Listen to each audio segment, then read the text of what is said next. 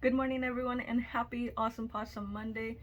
Today, we're going to be talking about two separate categories, which every player seems to fall into one. So, given the distinction within the market that exists, there is the newbie that comes in who plays with their random cards. Usually, their collection might range between the unlimited to standard. It really depends on where they got their start, whether or not they adopted cards from someone prior to them, and or if they were only able to buy modern, and then what spectrum of the purchasing scale those people are in, because potentially you have a really nice job and you're able to buy booster boxes of whatever set, or you're starting off with the pre-release bundle if you're lucky, and if not, random packs, and stuff like that. So cool beans. So there's the newbie, there's the actual player slash collector, who buys singles, who buys anything that sparks their interest, and or they know that they're gonna need specifically for a set, or for their actual deck. So there's like these specific like niche purchases that are made by this series of collector slash player, and they're usually what I would call like the middle of the road, where like at that point you're established within the hobby enough to know that you're going to be spending this money, and so you either have like a budget for yourself, or you already maybe you have like a job where you can separate off like an extra $100 or 50 or whatever, but you can solidly go to the store, buy an Elite Trainer box, a couple packs, whatever it is, and then set yourself up to hopefully succeed in your endeavors in making this deck, right? So with that in mind, there's lastly the investor, right? And so the investor type of collector is one that will buys a lot, and buys a lot not just because they're going to sell it immediately, because that's really like the flipper type of thing, and we're not really going to include them, only because while they are a part of the community, they are not a part of the community that would consistently be interacting with both areas of the game, where it's like buying and selling, because they're really only buying from the primary distributor, which would be the big retail store, um, whatever super cheap wholesaler they might have, hopefully. But then using those connections to then sell to the secondary market, but then not interact with the fact that you might buy some hidden fates boxes later on for yourself, because that's the kind of thing that you think is going to hold value over time. It's whatever can get you the immediate cash and or capital that you need at that specific moment in time. So taking these things into consideration, I'm really talking about like the collector player and the investor, because these are two markets that are completely different, as far as their buying behaviors, especially when you consider that the player slash collector will buy those single cards, which is actually a part of the business structure that many like LGSs have, and or online stores, or anything in between, excluding big box stores. So when we consider this, it actually takes a little bit of investment on the store side to make sure that you have those singles to start like selling them immediately. And it's also why when people are offering those sorts of deals, I want to say, online, where it's like, oh yeah, I'm gonna buy your bulk, they're usually buying your bulk for about like 3 to 4 cents, maybe. I think actually commons and uncommons are like 1.5.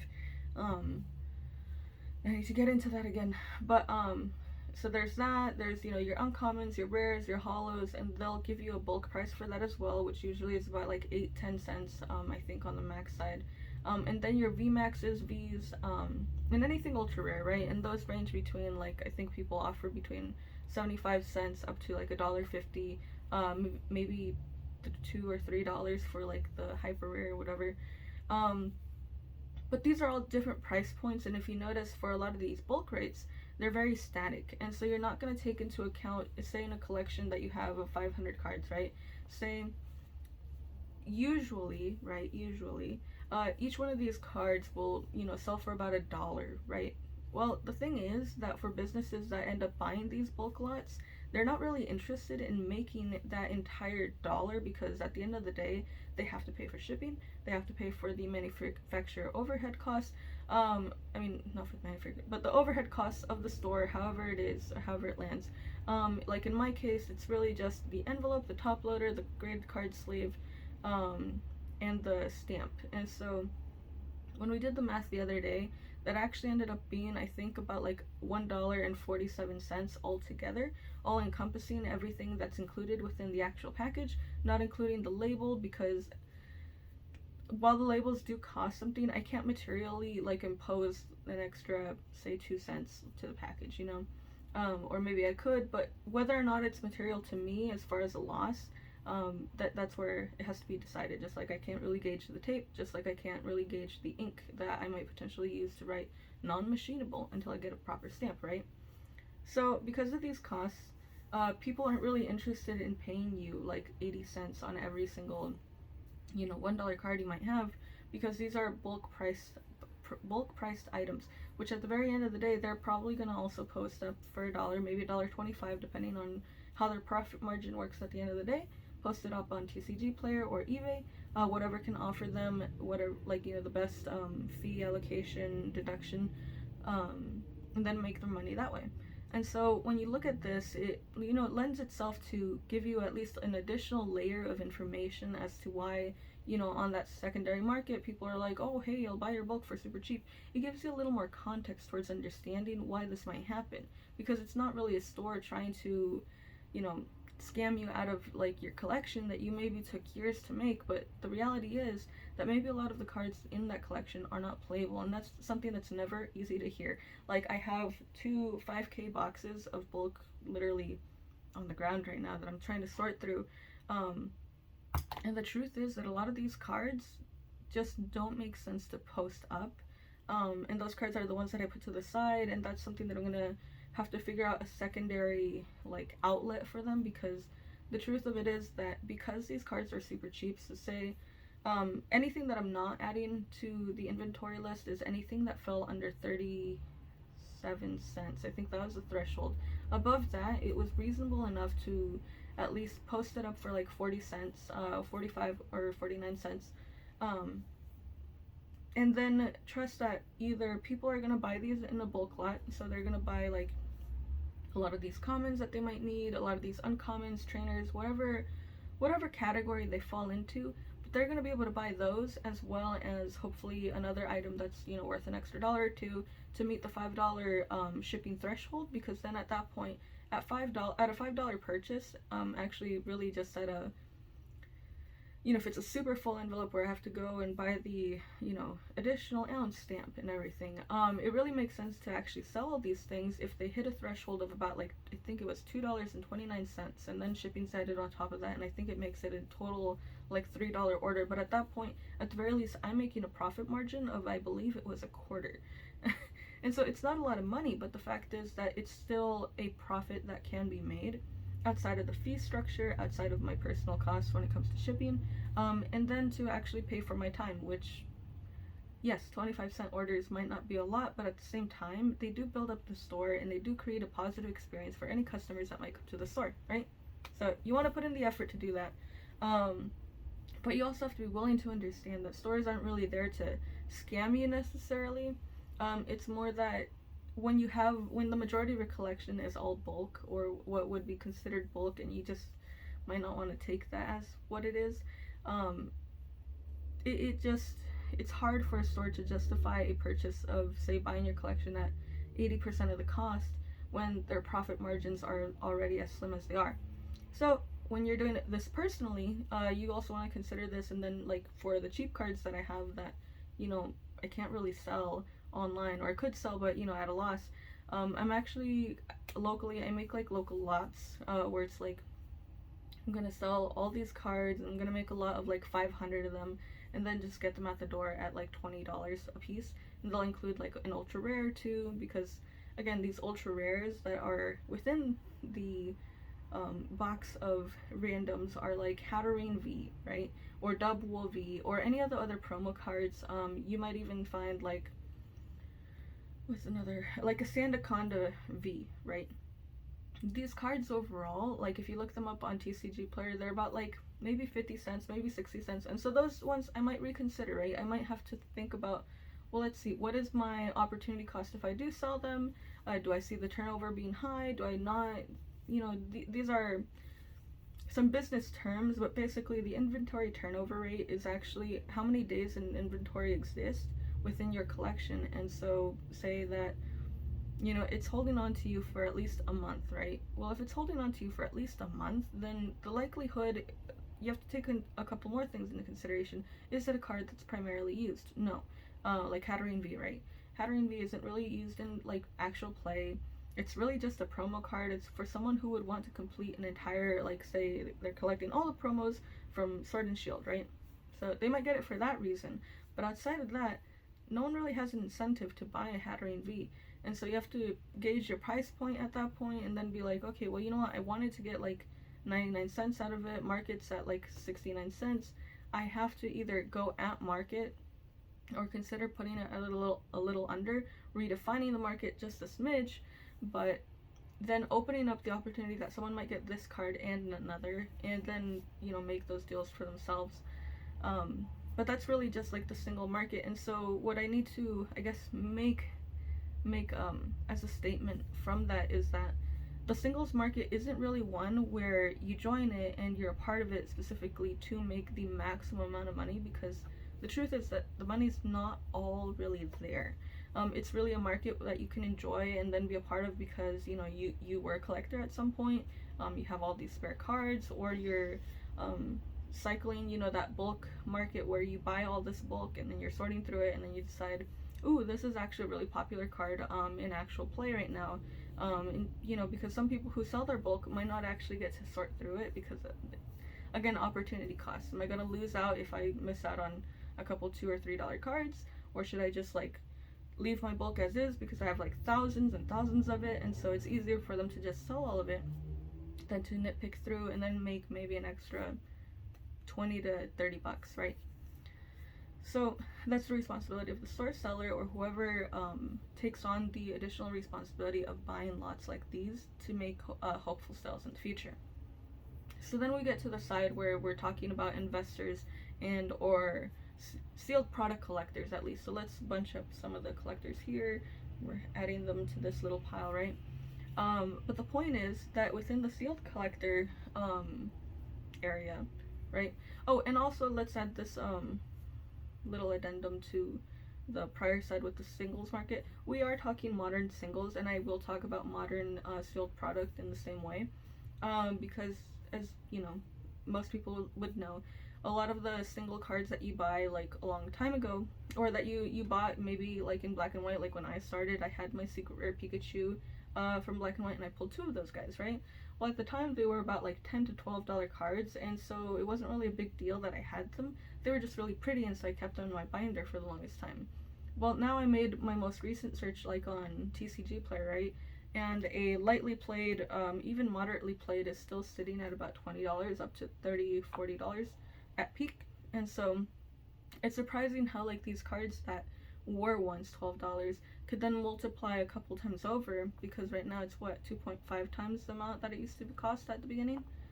But at the same time, you have to consider that was 2010 and it's 2023 now. So it's gauging that sort of level of growth that really impacts your decisions as a single card collector, as to whether or not this is a good investment opportunity for you, or if it's just something that you're doing for yourself and that you're having fun with. And that's more than okay, because that's actually why people, you know, why Pokemon became a thing, just to collect, trade, and have fun with the entire hobby.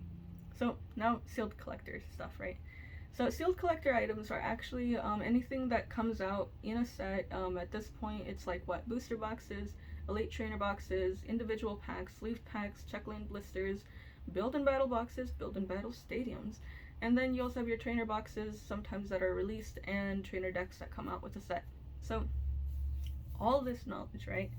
So in all this knowledge, it's also really important for a sealed collector to be able to look at the actual product and dissect, and literally dissect, the actual cost of a singular pack within the item. And that's really something that you do as a investor for long-term investing in single packs. And this is only because at times, for certain products, so say like the Build and Battle Stadium, they don't have an established history yet, where you could gauge the fact of, will I gain a larger profit margin from a Build and Battle box stadium, you know, with the promo and the, I think at this point it's like 11 packs in there.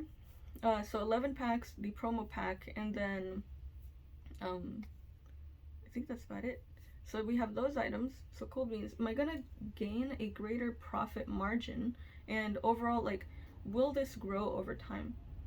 Equally or more so than a singular pack? Because at that point, say like 10 years down the road, right? 10 years down the road, this build and battle stadium that cost, say, $69.99, I think, retail, 69.99 in 5 years down the line, let's say 5 actually. So 5 years down the line, this build and battle stadium box is actually only like 100 and, let's double it, so $140 if we're doing 70 and 70. So it doubles in price. Cool beans. So another thing that might happen, because we don't know, this is all speculative, it doesn't have a history that we can pull upon and then be like, oh yes, you know, like Ultra Prism came out. Ultra Prism was a very short printed set. I don't know, like, you know, is there a history? Is there another item that we can look at that might mimic its growth over time? Well, another sort of underprinted set even further back, so we're talking about like XY era, I think, or Sun and Moon actually. Sun and Moon, we had a short printed buddy over there, and we actually had Team Up. And Team Up might actually be a little better, right? Because it had the Charizard, it had the alternate arts, like the beginning of it. So you consider all these factors, and then you get to the point of, okay, yes, they're comparable. They're, you know, I can pull something out of this. And out of 5 years of growth of Team Up, which I think has hit its 5-year threshold, I think Team Up packs are circling about $25 a piece. And so can I make the general estimation that Ultra Prism might hit 20, 25? In my mind, maybe not. When you think of like comparables, especially when it comes to Pokemon stuff that you don't have actual guarantees on, because these aren't guarantees. This isn't Darkness Ablaze, 5 years down the road, it's gonna be worth $25. Because if there were guarantees in this world like that, then you'd see a lot more people buying into this entire market, and you'd also see people just doing it for the profit, and it's not guaranteed. And so it really, when it really comes to Pokemon collecting, investing, and doing this for the long term, you not only have to be sure, like in your heart, because this is something that your heart can be wrong a million times, but the fact is, if you believe in it, you're willing to hold on to it and stay the course, the same way that many others have said years before I have. Like, this is me reiterating something that I've learned over the course of years, because I've gone to business school, and I've paid attention to the market and done my own research since like 2010. I just came in through the door and I was like, oh my god, a Pikachu, it's so shiny. You know, that was me at that point. So I didn't really think analytically about this, and you know, the passion grew before the analytical portion came in. But basically, I didn't get to really be there and think about it until like maybe 2018, at the height of Hidden Fates and, you know, stuff like that. So sorry, with that in consideration, I have to be as reasonable. I have to be as much of a non-believer as much as I am a believer in Ultra Prism and what it could do in that amount of time.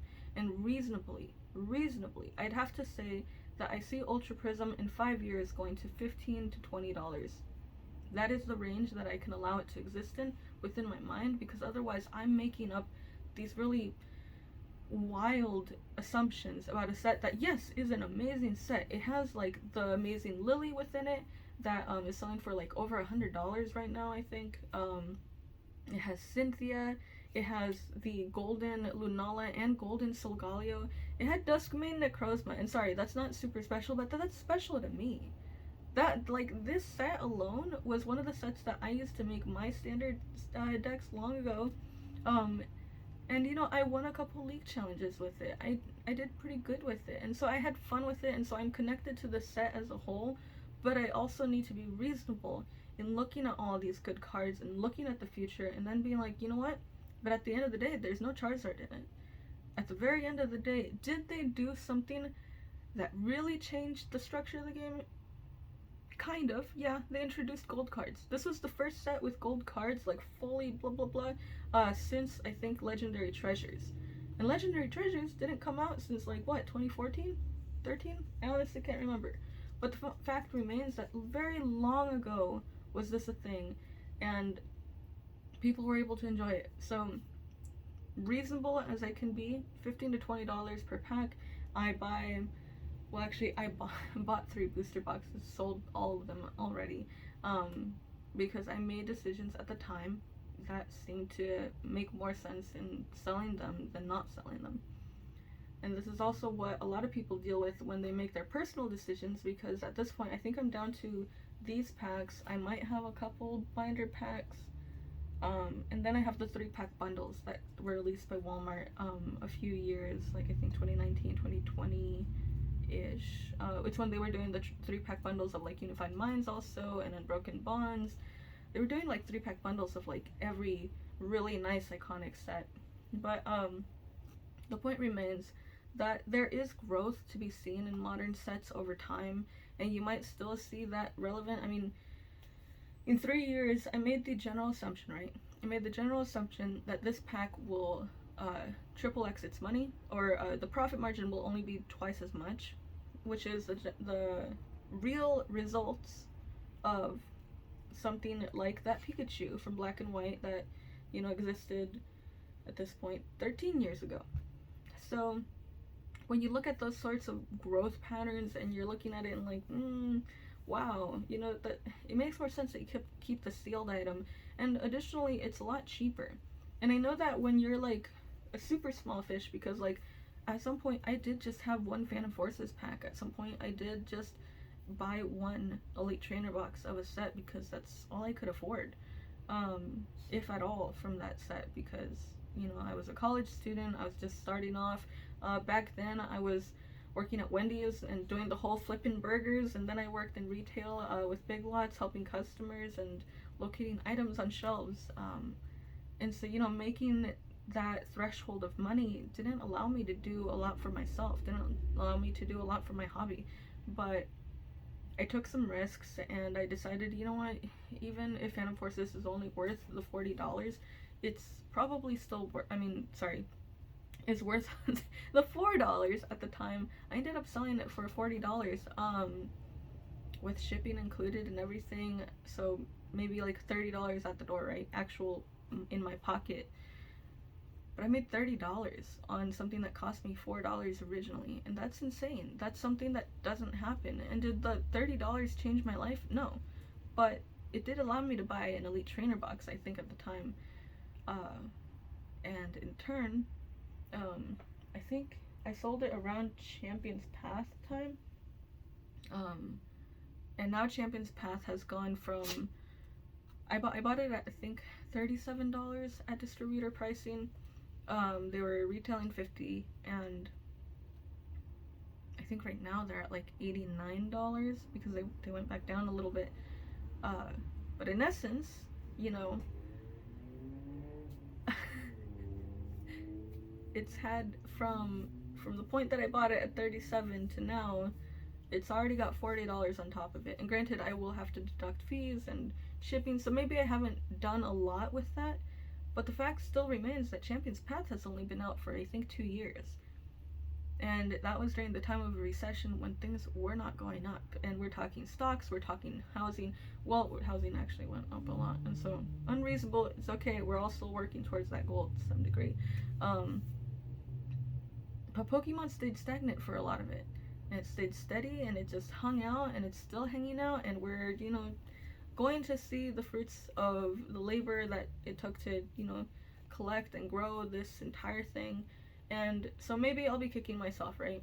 Maybe I'll be kicking myself and I'll be like, gosh darn it, I believed in the wrong horse. But to be fair, that's why you also believe in diversification of products. And so you get the single packs at times. You get the triple pack blisters, you get the Elite Trainer boxes, you buy booster boxes, heck, those mini tins are down there, or pin boxes, or figure boxes, or even those Mega Blocks. The Mega Blocks, actually, I didn't buy. You can see them all the way up there. Yeah, I didn't actually buy those. Those were a gift from my mom because my mom also has a store of her own, but, you know, obviously mine's online and it's a sole proprietorship. My mom has worked her way from coming into this country and actually worked in a factory for years, blah, blah, blah, to the point that now she has her own small-ish store. Maybe it's getting to medium, where she sells like auto parts and stuff like that at a flea market. And the point is that someone comes to her and they're like, hey, so I have a connect with a toy distributor. I know that you do this, but she's been expanding into other products, right? She's expanding into like little toys, and she has like little, granted those are just an expansion on speakers, but like little speakers basically that are cute, and so they're, you know, the dog speakers and or whatever. So the point is that someone gets her a little tie-in to someone who could sell toys.